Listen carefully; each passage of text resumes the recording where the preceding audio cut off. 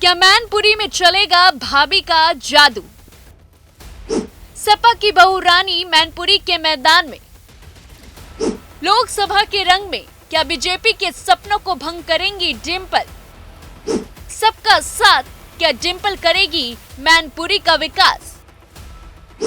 देखिए inside story. Mainpuri से सपा की बहू रानी। यूपी की डिंपल भाभी कहां की संभालेंगी चाबी? देखिए, लोकसभा चुनाव की शुरुआत हो चुकी है। सभी पार्टियां चुनावी मैदान में ताकत झोंकती हुई नजर आ रही हैं। और ऐसे में देखा जाए तो हमारे अखिलेश भैया भी पीडीए के दम पर चुनावी खेल तो खेल ही रहे हैं।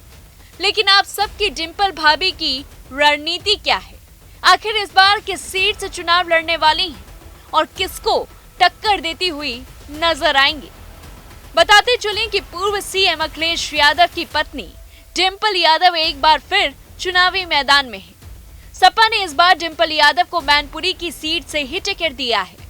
हालांकि इस सीट से बीजेपी ने अभी तक अपने प्रत्याशियों के नाम का ऐलान नहीं किया है। सूत्रों से मिली जानकारी के मुताबिक भाजपा डिंपल यादव के खिलाफ मैनपुरी से स्वामी प्रसाद मौर्य की बेटी संघमित्रा को चुनावी मैदान में उतार सकती है। तो वहीं इस सीट पर कई और अन्य चेहरों के नाम भी इस वक्त चर्चा पे बने हुए हैं। इसके लिए बीजेपी के केंद्रीय नेतृत्व ने प्रदेश कमेटी से रिपोर्ट भी मांगी। बता दें कि मैनपुरी लोकसभा सीट पर समाजवादी पार्टी और बसपा ने अपने उम्मीदवार को मैदान में उतार दिया है। डिंपल यादव सपा के सिंबल पर मैदान में हैं, तो बसपा ने गुलशन कुमार शाक्य को प्रत्याशी बनाया है। वहीं बीजेपी की तरफ से उम्मीदवारों के नाम पर अभी भी संशय बरकरार है।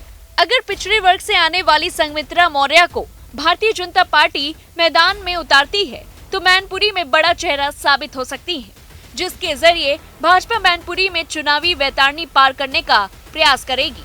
फिलहाल अभी अगले कुछ दिन औपचारिक ऐलान होने में लगेगा, क्योंकि बीजेपी का फोकस यूपी की उन सभी सीटों पर है जहां पार्टी को बीते चुनाव में हार मिली थी और इसी के लिए पार्टी इस बार रणनीति में बदलाव कर सकती है। मैनपुरी में पिछले 3 चुनाव पर नजर डालें तो भाजपा ने शाक्य उम्मीदवार पर दाव लगाया है, लेकिन परचम नहीं लहरा पाई।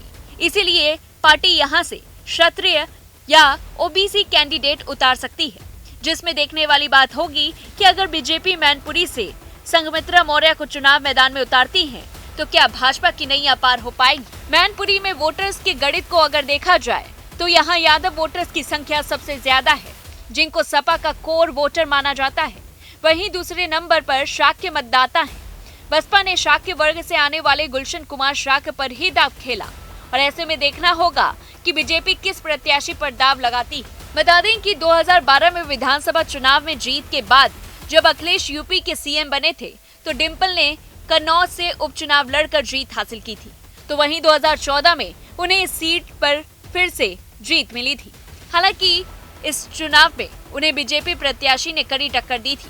वहीं 2019 के लोकसभा चुनावों में डिंपल सपा बसपा रालोद गठबंधन की तरफ से मजबूत दावेदारी पेश कर रही थी, लेकिन फिर भी बीजेपी ने यहां एक तरफा जीत दर्ज की थी। अब ऐसे में देखना होगा कि मैनपुरी में जहां एक तरफ डिंपल यादव है तो वहीं बीजेपी किस उम्मीदवार को मैदान में उतारती है।